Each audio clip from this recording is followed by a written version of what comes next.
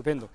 Bueno, pues yo tengo el honor de dirigirme a estas horas a vosotros y a vosotras sobre un tema que es apasionante, que tarde o temprano os enfrentaréis a él, porque una vez que acabéis los estudios, bueno, nos enfrentamos todos los días a los medios de comunicación, a la comunicación en redes sociales, Facebook, Twitter, LinkedIn. O sea, es un factor, es un ambiente, que es un elemento que nos enfrentamos todos los días, pero desde el punto de vista profesional os va a tocar muy de cerca enfrentaros a esta función una vez que estéis trabajando en la sanidad, en hospital, centro de salud, es decir, y más si os dedicáis al tema de donación y trasplantes de órganos. Yo aquí, como aquí veis, soy editor y director del periódico Salud 21, una iniciativa que surgió hace unos 8 años en Murcia, casualmente, para dar noticias positivas, casualmente por eso, porque ya estábamos un poquito hartos de noticias negativas y un poco polémicas.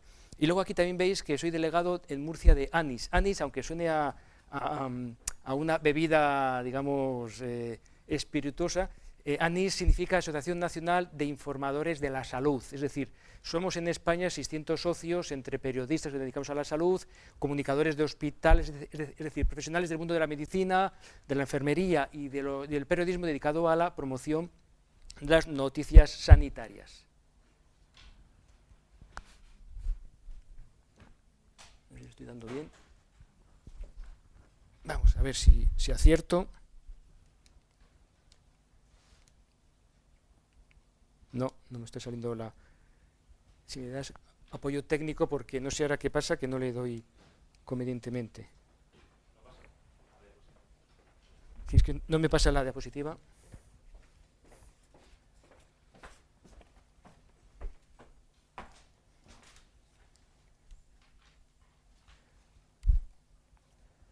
Si no la voy pasando manualmente, no hay problema.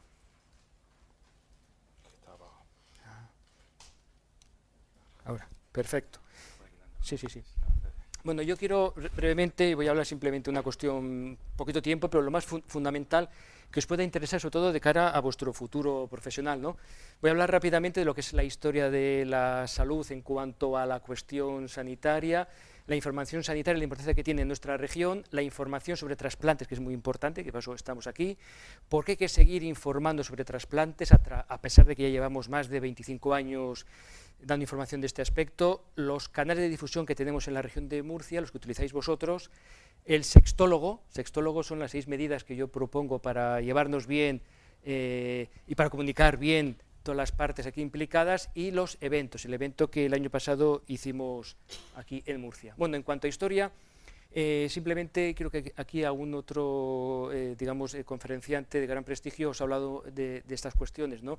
Como hasta el año 1980 el tema de los trasplantes era una cosa pues, poco novedosa, era un poquito exótica, a nivel de medios de comunicación nosotros lo veíamos como algo original, informativamente era importante porque era una cosa nueva, ¿no? En la década de los 80 aparecen los primeros inmunodepresores, con lo cual técnicamente esto nos abre a los médicos y a los cirujanos y a los clínicos un campo importante para la supervivencia de los pacientes trasplantados. Luego, en esa época de los años 80, se produce una supervivencia de un 30% en los pacientes, con lo cual ya podemos entrevistar a personas que han sido operadas y que están vivas. Eso también era un elemento en ese momento importante de la difusión de esta temática. Y, sobre todo, en esa década de los 80 no había apenas noticias sobre trasplantes, había muy poquitas noticias, y cualquier noticia que apareciera era motivo de importancia, tanto en prensa, radio como en televisión. ¿Qué pasa? En la gran revolución llega la década del año 2000, llega el nuevo siglo, la aparición de la ciclosporina. Esto hace que la inmunodepresión tenga otro campo, aumenta el número de trasplantes y de la supervivencia de los pacientes, se produce un boom informativo en todo el mundo, sobre todo en España, en Francia y en Inglaterra. Eclosión de noticias sobre trasplantes, como os decía, yo creo que en el año 2000-2001 escribí más de 600 noticias sobre trasplantes durante un año, casi a una noticia o 2 noticias por cada día, ¿no? Aparecen noticias sobre xenotrasplantes. Yo me acuerdo cuando apareció este tema de que podían utilizarse órganos de animales para trasplantar a los humanos, era una cosa que nos parecía a todos ciencia ficción, de Julio Verne. Y claro, a esto le dedicamos muchos ríos de tinta, muchas horas en radio y televisión, porque es una cosa novedosa, que pudiéramos utilizar un hígado de un cerdo para un humano era algo alucinante, ¿no? y luego también en esa época se produce el apoyo social a los trasplantes, nacen las asociaciones de pacientes más específicas sobre trasplantes, hay una evolución positiva. ¿Por qué? Porque era el gran boom de la investigación, el gran boom de los trasplantes, de la supervivencia, fue una época dorada, ¿no? Y es cuando se empieza un poquito a dar a conocer más este tema entre la población. Hasta el 2015, ¿no? Bueno, yo he puesto 2015 porque todavía en 2016 estamos en el mes de abril, casi mitad de año, un poquito menos, y claro, todavía no he analizado el año 2016, pero del año 2001 al 2015, en estos 15 años, se produce un fenómeno un poquito contrario. Si en la década de los años hasta el año 2000 hay una eclosión enorme de noticias y de interés por las cosas de trasplantes en los medios de comunicación, ¿qué es lo que pasa aquí? Pasa que ya se ha publicado tanto que se produce una reducción del volumen de noticias sobre este fenómeno y sobre la realidad clínica de los trasplantes. Se produce una especie como de disminución. ¿Por qué? Porque en el periodismo, por desgracia, lo que es noticia, es algo que sea inédito, pero algo que pasa todos los días ya pierde actualidad, pierde interés y, por tanto, se reduce el volumen de noticias sobre ese tema. Se llega a la rutina de la actualidad y luego aparecen noticias, otro tipo de noticias más llamativas. Es la época en la que también aparecen pues, noticias un poquito pues, denigrantes, el tema de venta de órganos, tráfico de órganos, sobre todo en países asiáticos, noticias un poquito escabrosas, ¿no? Es una época un poquito dura, pero lo importante es que a pesar de que hay una disminución de las noticias positivas, sigue habiendo una permanencia, una presencia importante. ¿Por qué? Porque los periodistas hemos aprendido que hay que informar más de aspectos positivos que de la morbosidad. No obstante, un problema que tenemos en España, y yo lo dije el otro día en un foro que hubo de periodistas en Galicia, en España, si yo os dijera cuál es el canal de televisión que más se ve, ¿sabéis cuál es en España? Telecinco, que es el que tiene el índice de programas basura más grande de toda la radiotelevisión española. ¿Qué es lo que pasa? Que por desgracia hay un volumen excesivo de consumo de productos morbosos y de productos basuras en España, y hay que luchar también contra ese aspecto, ¿no? Bueno, aquí yo os quería también relatar cómo en esa época de esplendor las noticias de trasplantes ocupaban un espacio grande en los medios de comunicación. Aquí, fíjate, una página entera del periódico La Razón, este periódico que tiene una tirada actualmente, cuando se hizo esta noticia, pues una tirada de casi 60.000 ejemplares, a 3 lectores por ejemplar. Esta noticia lo pudieron ver casi 300.000 personas en toda España, ¿no? Un poquito, es un reflejo de cómo la importancia, la infografía, se usaba mucho la infografía, es una página muy visible, a color, o sea que se le dio importancia a esta cuestión. Otra noticia también, sobre todo es una noticia que aquí se destacaba las innovaciones en el campo de los trasplantes de cara, pero claro, la población ya conoce sobre el trasplante de hígado, de riñón, de corazón, de pulmón, y claro, el trasplante de cara, que eso se hizo hace un par de años, si no me equivoco, en el 2015, en marzo del 2015, claro, era algo muy novedoso en ese momento. Por eso yo os decía que hubo una época en la cual ya se daba más hincapié en las noticias más innovadoras, más novedosas, ¿no? Sin que signifique que esto sea lo más importante. Más importante, pienso yo, que es un trasplante, posiblemente, o más que un trasplante, el tema de las donaciones, que no ceñirse solamente a un aspecto puntual de un trasplante de cara, porque era el primero que se hacía, ¿no? Pero a veces en el periodismo hay que luchar contra esa morbosidad que existe, ¿no? Aquí igual, ¿no? Pues el ABC dedicó un buen espacio a esta noticia, porque es una cosa innovadora, pero aunque sea así, es importante que se hable de los trasplantes, es decir, nunca nos tenemos que quedar cortos. ¿Por qué hay que seguir dando noticias sobre los trasplantes? ¿Por qué hay que insistir constantemente? Y nosotros desde el periódico Salud 21, siempre que podemos, cualquier excusa es buena para hablar sobre este tema. ¿Por qué? Pues estos aspectos que yo os decanto, ¿no? Y contra los que hay que luchar, tenemos que luchar todos, vosotros y nosotros, ¿no? Porque aún se produce un 18% de negativas familiares entre los familiares de fallecidos, es decir, por ignorancia, por cuestiones igual religiosas, por un montón de factores que ahora no es momento de analizar, aún se producen unas negativas familiares. ¿Qué significa? Que habría posiblemente más trasplantes, sobre todo de hígado y de riñón, si no hubiese estas negativas. Posiblemente cada mes se podrían operar 3 o 4 pacientes más en la región si esto no existiese. Hay que seguir insistiendo también en las noticias sobre trasplantes. ¿Por qué? Para reducir el índice de negativas a donar, como os comentaba antes, para seguir concienciando de la donación a la población, porque en este país y en esta vida, si tú no insistes, la gente se olvida. Hay que seguir insistiendo constantemente, hay que ser pesado. El pesado lo consigue. También para difundir los avances científicos y clínicos, porque no hay que olvidar que en el mundo de los trasplantes están los clínicos, pero también están los científicos que siguen investigando, siguen mirando nuevas posibilidades, el órgano artificial, el órgano compatible con otras especies. O sea, es un campo que hay que seguir insistiendo en el tema de la investigación. Y es un tema que muchas veces no se conoce suficientemente, ¿no? Y en Murcia tenemos unos buenos equipos de investigación en el campo de los trasplantes. Y sobre todo también hay que seguir insistiendo en las noticias sobre trasplantes, nunca es poco lo que se haga. ¿Por qué? Porque hay que presionar a los políticos, porque al final el dinero que se da a investigación, el dinero que se da a los hospitales, que se da al personal para operar, para trasplantar, para campañas de donación, dependen de que los políticos den el dinero adecuado. Entonces hay que insistir también sobre ellos. Canales de difusión. ¿Qué tenemos vosotros y nosotros para difundir esta idea de los trasplantes? Tenemos lo que todos sabemos, las radios públicas y privadas que están ahí, la prensa escrita privada, que está de capa caída, cada vez se lee menos, por desgracia, la televisión pública y privada, la pública es la que es, con pocos medios, la privada, como os comentaba, pues va en auge, algunas emisoras, como la que os he comentado, pues hacen programas no muy poco éticos, es cierto, la prensa gratuita generalista, que ya ha desaparecido. Os recuerdo que en Murcia llegó a haber 4 periódicos gratuitos, el que 20 minutos, Línea y Crónica. Hubo 4 gratuitos, más 2 periódicos de pago, La Opinión y La Verdad, y luego también estuvo, bueno, había otro también.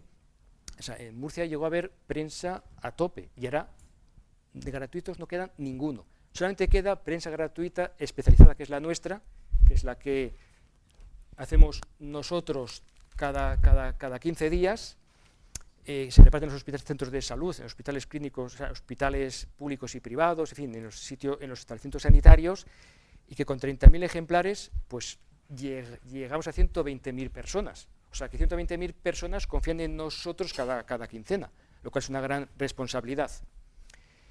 En cuanto a los consumos, eso tiene un poco también que ver con vuestro consumo y con el nuestro, ¿no? ¿Qué es lo que pasa? Que el consumo de radio crece ligeramente. La radio fórmula musical o las radios generalistas. La radio va creciendo porque, claro, se puede oír la radio mientras estás andando por la calle, en el coche, mientras estás planchando, cocinando, incluso mientras estás estudiando.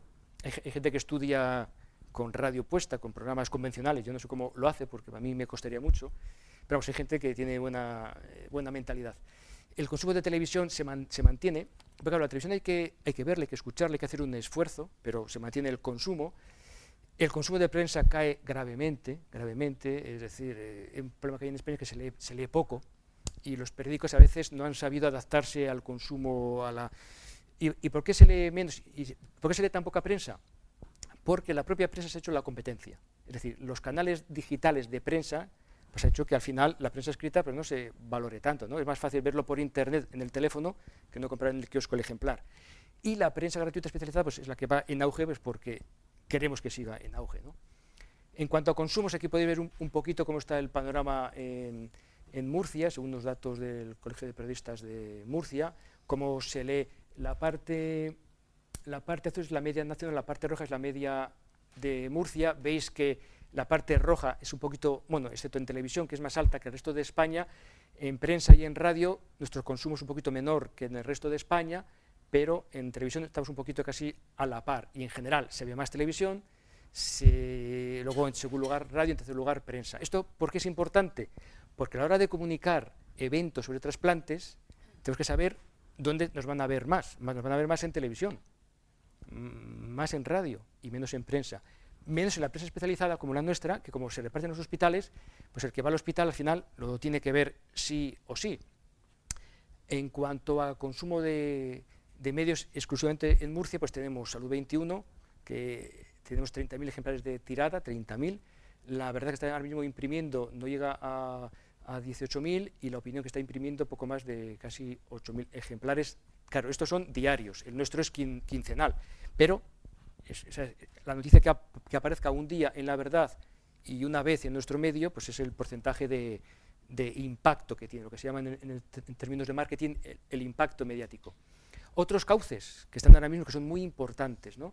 El correo electrónico, evidentemente, ¿quién no tiene un correo electrónico? ¿Quién no lo utiliza habitualmente?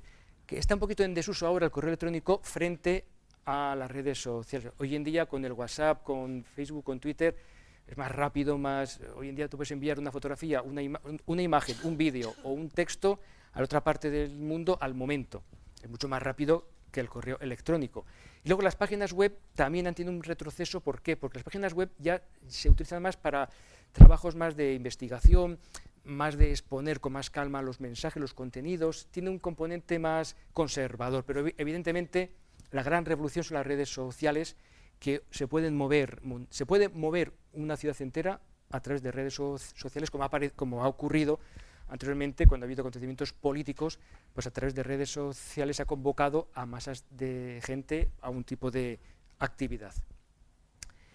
Estos cauces nuevos de información, las redes sociales sobre todo, ¿qué problema yo le veo? ¿Qué inconveniente? La calidad de la información. Tú no puedes controlar lo que se dice en redes sociales, lo que se pone a veces en las páginas web, porque no hay un policía, aunque ahora sí que es cierto que la Guardia Civil, la Policía Nacional, tienen brigadas de delitos contra los delitos informáticos, pero realmente esto es un campo sin poder cercar. O sea, es un mundo sin fronteras y por tanto se puede dar contenidos muy negativos porque no hay un control muy estricto al minuto, ¿no? No se puede verificar lo que se dicen en estas redes sociales, la información se puede verificar muchas veces, hay un peligro de falsedades, se puede hacer mucho daño, y luego la responsabilidad está muy diluida. Aunque ya os he dicho, hay una legislación actual y una persecución de los delitos informáticos, en el fondo sabemos que se siguen cometiendo delitos y no hay un control, y se puede hacer mucho daño a través de esto, ¿no? Se pueden difamar, se pueden difundir noticias falsas y crear falsas expectativas a los pacientes. Aquí viene la parte importante, cómo actuar ante los medios de comunicación, lo que yo llamo el sextólogo. Esto son como 6 pautas que yo planteo siempre a todos los profesionales de la salud. ¿Por qué? Porque tenemos que trabajar conjuntamente vosotros y nosotros a la hora de la difusión de noticias positivas sobre trasplantes y donaciones. Primer punto, que haya entendimiento entre periodistas y sanitarios, es decir, sanitarios me refiero a enfermeros, médicos, políticos, que haya colaboración, que nos intercambiemos fuentes informativas, que haya confianza, que haya un buen entendimiento. De hecho, esto se está haciendo, o sea, esto es una pauta que ya se está haciendo. Por ejemplo, el próximo lunes y martes hay en Zaragoza un encuentro de médicos, coordinadores de trasplantes y periodistas de toda España, casualmente pues, para seguir profundizando en esta cuestión. O sea, que esto se está haciendo, pero hay que hacerlo también, hay que seguirlo desarrollando. Segundo, hay que facilitar información en tiempo real al periodista, no ocultar información, tratar al medio de comunicación por igual a unos y a otros. ¿Qué es lo que pasa? Que cuando se conoce una noticia de un trasplante novedoso en la Risaca, pues va el periodista que se entera, va al médico, intenta a todo correr conseguir la información con prisas, y claro, muchas veces las prisas son las peores consejeras de los medios de comunicación. Tenemos a veces demasiada prisa por hacer las cosas, y el médico tiene que tener su tiempo, su pausa. Entonces claro, a veces hay ciertas discrepancias o ciertos problemillas o tensiones, porque el periodista lo quiere todo rápido ya, y el médico, el informador, pues tiene que tomarse su tiempo también para verificar los datos. Tercero, facilitar al periodista los hallazgos médicos inéditos. Eso es importante, no ocultar información. Cuarto, muy importante, mostrar testimonios, lo que yo llamo mantener viva la vela. ¿Qué nos interesa a nosotros cuando vemos un tema de trasplantes? Entrevistar al médico, al cirujano, al equipo que ha hecho el trasplante, pero también al paciente cuando se recupere, que ha sido, digamos, el beneficiario de ese trasplante. ¿Por qué? Porque cuando la gente oiga y vea en televisión y en la radio o lea la noticia en el periódico, lo que le va a mover el corazón, el intestino y el cerebro va a ser el testimonio de un paciente que dice, sí, yo estoy vivo, yo puedo ver a mis nietos gracias a un hígado que me donó un desconocido. Esos testimonios reales, vivos de pacientes, eso es lo que realmente mueve más montañas que cualquier discurso de un político. Entonces, es importante los testimonios de los pacientes que son trasplantados, porque eso es la llama viva que convence a la gente a seguir donando órganos. Desterrar el desánimo, es decir, a veces hay un médico, un enfermero, un equipo de hospitales que intenta dar una noticia sobre trasplantes y a veces no sale bien reflejado en el periódico porque no se le ha dado la importancia que tendría que tener. No hay que desanimarse. En un periódico, emisoras de radio o televisión llegan al día, no voy a decir miles, pero cientos de noticias y hay que elegir. No se pueden publicar todas a la vez, ni todas en grande. Hay que elegir, hay que seleccionar. Por tanto, ¿y cómo se selecciona una noticia en un periódico, en una emisora de radio, en una televisión? Hay cada jefe tiene su criterio, pero el primer criterio es, primero, que sea una noticia que afecte a mucha gente.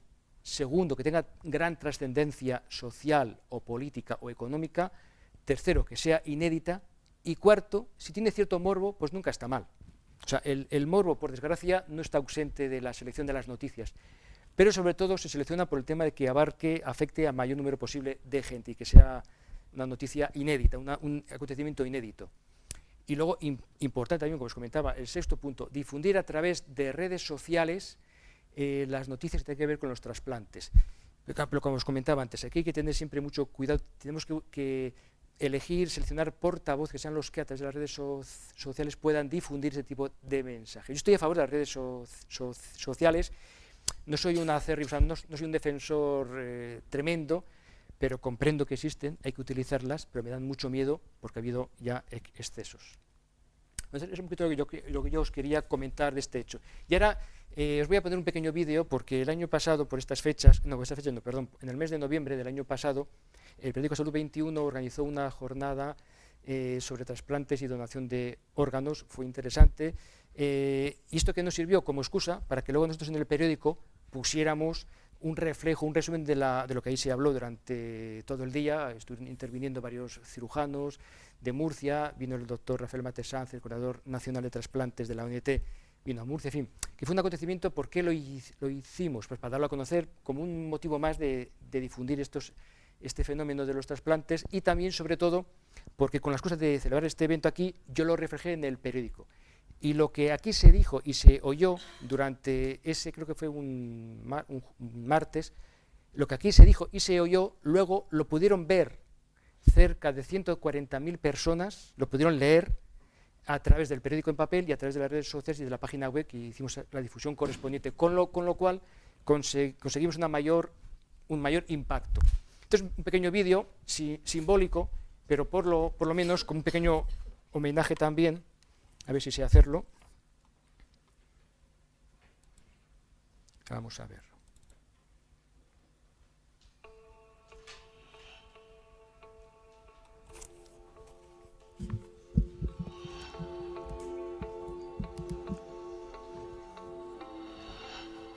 ¿Se escucha o no se escucha?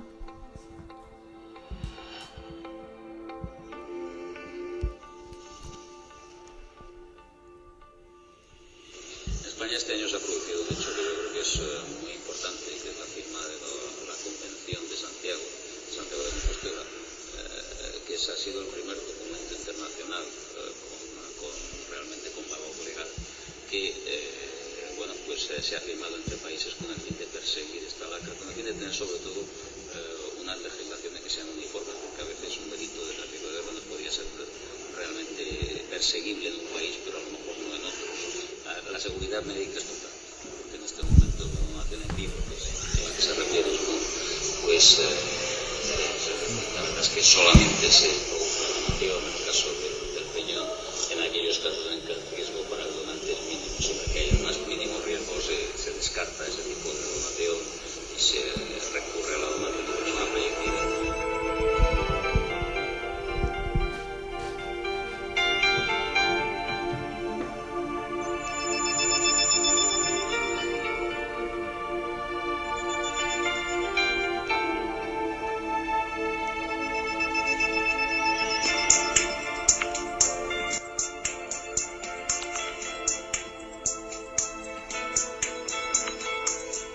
Hemos de buscar una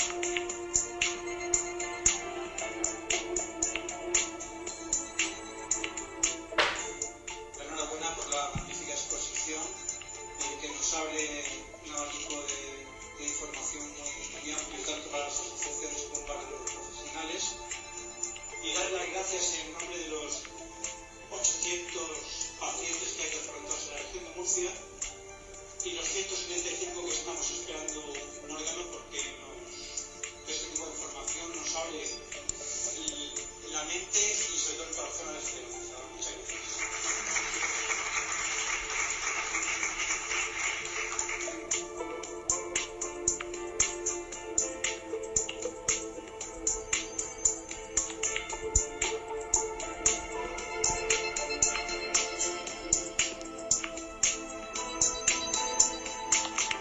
Seguidamente hablará una paciente de las primeras trasplantadas de hígado en la región.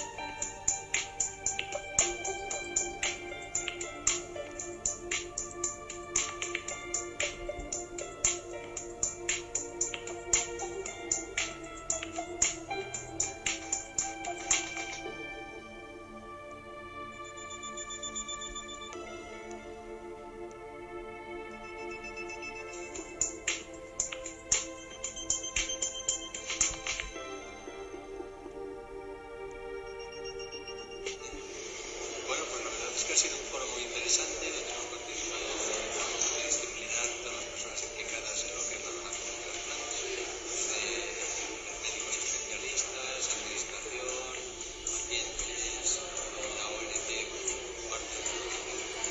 Ha sido muy interesante porque cada uno nos puede dar nuestro punto de vista y hemos llegado a conclusiones importantes.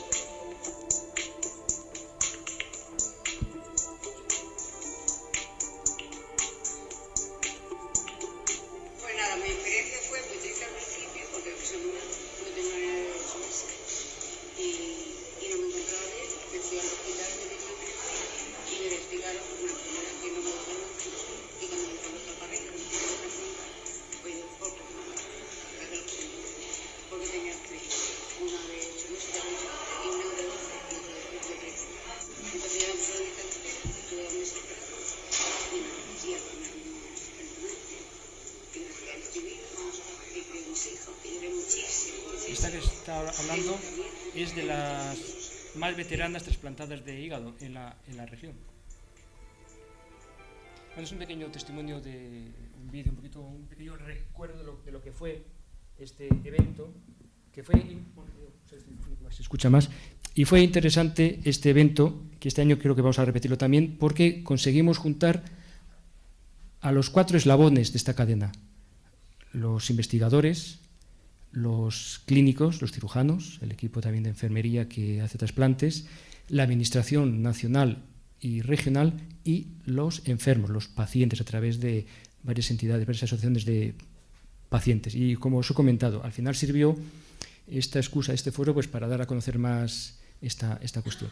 Y por mi parte es un poquito lo que yo os quería comentar. Sobre todo lo que os tiene que quedar en la cabeza grabado es que tarde o temprano nos enfrentamos a tener que, a través de nuestro trabajo, difundir nuestra labor, hacer uso de los medios de comunicación, y por tanto hay que acostumbrarse a cómo se maneja el medio de comunicación, hay que saber llegar al corazón de los periodistas para difundir las noticias. Utilizar mucho las redes sociales, es cierto, pero también con cuidado, porque es un campo donde no hay límites, hay muchas personas con unos intereses oscuros, y a veces pues hay que intentar también contrarrestar las malas noticias. Últimamente, casualmente, hace pocos días salió una operación que se ha desarticulado, bueno, no es una banda, sino que se ha desarticulado un grupo de pacientes, creo que eran de Bulgaria, que estaban utilizando, habían hecho fraude, habían hecho una serie de artilugios para meterse ilegalmente en España como residentes. No sé cómo lo han hecho, algo he leído, pero no sé cómo han podido ser tan astutos de meterse en listas de espera de pacientes de riñón, ser operados sin ser residentes en España, ¿no? Entonces, este es el acontecimiento. Siempre hay gente que intenta aprovecharse del buen sistema sanitario que hay en España, aprovecharse de la buena intención de la Administración, pero aquí lo importante era sobre todo cómo se trató la noticia en los medios de comunicación, porque esto, depende de cómo se trate, puede dar mucho morbo, puede incluso romper todo el trabajo de buena labor que se hace desde la ONT. Entonces, si analizáis un poquito las noticias que aparecieron en las redes sociales, que aparecieron, por ejemplo, en las páginas digitales de la prensa, en la prensa en papel, veis que se trató muy correctamente la noticia, sin darle excesiva importancia que hubiese alarmado a la población y tampoco sin haberlo reducido a un breve, ¿no? Se dio la noticia correctamente, en su justa medida, y por lo menos también sirvió para que la población sepa que cuando alguien comete un fraude se descubre, tarde o temprano se descubre el fraude y quien lo hace lo paga, ¿no? Es importante estar en este asunto porque la noticia se dio convenientemente, no hubo alarmismo, luego por tanto se está actuando poco a poco correctamente, pero ya digo, todavía queda mucho campo por hacer, hay que tener mucha responsabilidad y por eso existe ANIS, esta asociación donde yo formo parte, porque ANIS lo que pretende es que los periodistas que trabajen en este campo tengan una ética, una deontología, que no cometamos errores y si se cometen errores, pues poderlos subsanar a tiempo. Un poquito el mensaje que yo quería lanzaros. Y esto a vuestra entera disposición para que podáis preguntar cualquier asunto.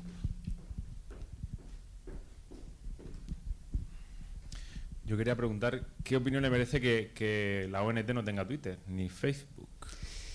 Pues un fallo porque hoy en día es que todo pasa por estos formatos. O sea, es cierto, tendría que tenerlo. O sea, una organización como la ONT o cualquier otra empresa privada pública tiene que estar en las redes sociales, tiene que tener un coordinador de este tema, tiene que tener alguien que lo difunda. ¿Por qué? Porque es que en las redes sociales, evidentemente, salen mensajes, como antes he comentado, muy contradictorios y hay que estar presente. Fíjate, si la Policía Nacional, si la Guardia Civil tienen su Twitter y su Facebook, los organismos policiales lo tienen, y yo conozco mucho a la persona que lleva en la Policía Nacional, que es una mujer bastante lista, lleva la Twitter y Facebook, es que hay que estar. ¿El por qué no están? Mira, lo voy a descubrir el próximo lunes. Cuando hable con Matensaz, posiblemente en este encuentro en Zaragoza, será uno de los temas que podré preguntar. ¿Por qué no tienen? Efectivamente, o sea, es que hay que estar en esos foros. Es imprescindible, es necesario. Porque es que si no estás, casi no existes.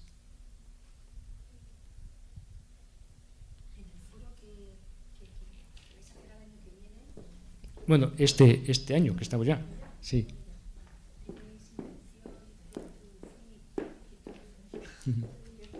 Hoy sí lo necesito. ¿Tenéis intención de introducir algún aspecto relacionado con este tema que estabas hablando hace un momento, de la importancia que tiene la imagen de los medios de comunicación? Porque en el otro foro hablaron médicos, sí. Pero yo vi que, yo estuve aquí, yo recuerdo que una de las cosas que más interesaba también saber era la importancia que tenían los medios de comunicación a la hora de trabajar esto, porque yo me estoy acordando de épocas en las que estabas tú en el tema de los trasplantes aquí en Murcia y una mala noticia, que se había habido cualquier tipo de fraude como lo que ha pasado ahora y tal, tiraba por tierra el trabajo de los sanitarios de muchísimos años. O sea, esa campaña que hacíamos de potenciar la donación y el trasplante, pues de pronto veías que eso se hundía, ¿no?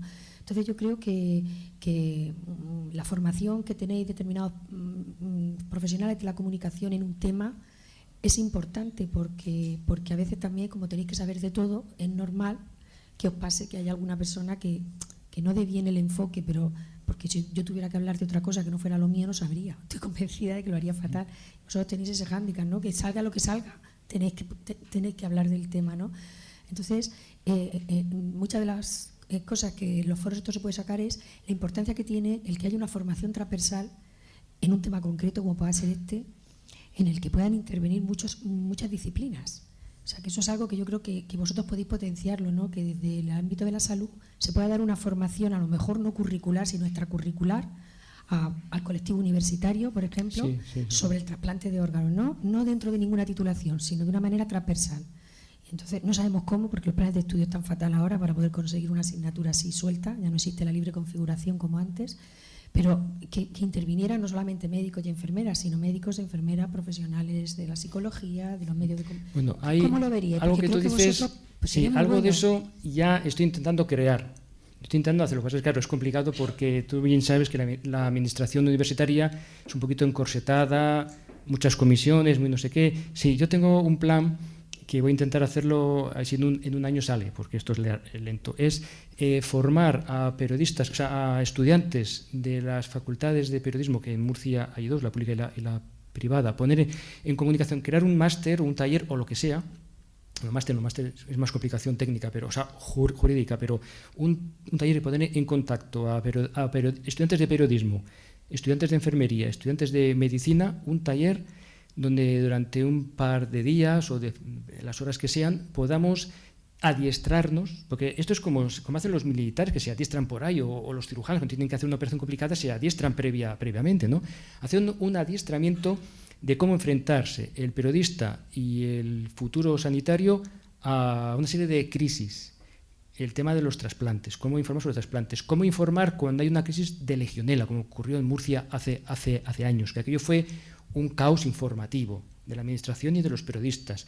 Cómo enfrentarse cuando hay, por ejemplo, una desgracia como puede ser pues un acontecimiento, digamos, ambiental, pues unas inundaciones, un terremoto. Cómo informar a la población desde el sanitario que está con el enfermo, con el herido, y el periodista que va a buscar la información, cómo adiestrarnos de tal manera que no nos estorbemos y no se pueda crear más alarma de la que ya existe, ¿no? Entonces, lo que tú has dicho, yo tengo una idea de hacer eso, un taller sobre crisis sanitarias, cómo adiestrarnos a estudiantes de ambas disciplinas, médico, de enfermería, de medicina, de periodismo, porque yo tengo ya el guión hecho.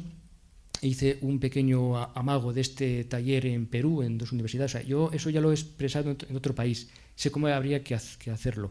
Lo único es, pues eso, pues que la administración universitaria, pues tengo hasta el financiador, incluso. Pero hace falta que la universidad sea la que, digamos, me preste un local, me preste los alumnos, pueda dar la autorización. Vamos, porque para que sea una cosa un poquito reglada o interesada, ¿no? Pero vamos, es importante, porque cuando ocurre un acontecimiento, lo que pasó en Lorca con el terremoto, aquello fue un caos también. O sea, había heridos, no sé qué, había desconcierto, los periodistas todo correr cogiendo información de donde fuese, publicándose al momento, al minuto, al segundo la información, los sanitarios ahí asistiendo al personal, pero también siendo acosados por los periodistas que querían información al minuto. Al final se monta un caos, una alarma, que eso hay que saberlo gestionar, hay que saber cómo adiestrarse en cada momento de crisis. Y aquí, menos mal que en España ya no tenemos un problema que es el terrorismo, ¿no? Pero, por ejemplo, en Perú todavía hay terrorismo con sendero luminoso. Entonces, claro, yo estuve también adiestrando a los periodistas y a los sanitarios cómo enfrentarse a la noticia de un atentado o de un secuestro. O sea, que hay que saberse adiestrar, y eso sí que es posible. Yo quiero hacerlo. A ver si los rectores correspondientes me hacen caso. A ver, ¿quién se anima?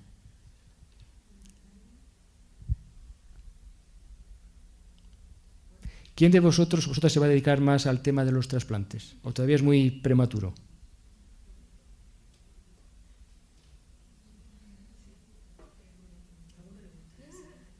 Bien, yo os voy a hacer una pregunta a todos y a todos en bloque y a cada uno en particular. Y tenéis que ser sinceros y sinceras. ¿Quién de vosotros y de vosotras lee algún periódico en papel al día? Nadie. ¿Y cómo os informáis? ¿Por red? ¿Eh? Sí, bueno, sí. Sí, perdón. Amplío. Sí, prensa digital y redes sociales. Vale, bien. Entonces así se confirma mi teoría de que está el papel de capa caída. Pero ¿por qué vais a redes sociales? ¿Porque es más barato? ¿No hay que pagar el €1,50? ¿Porque es más rápido? ¿Porque es más rápido?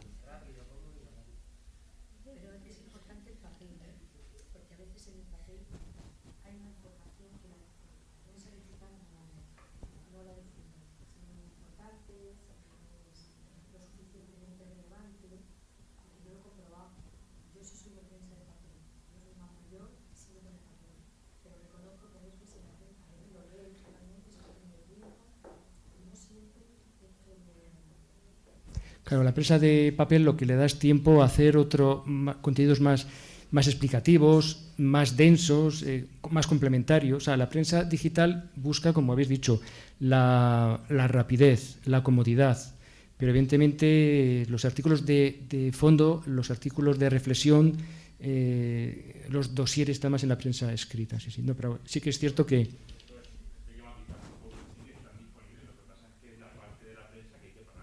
Claro, hay que pagar, claro.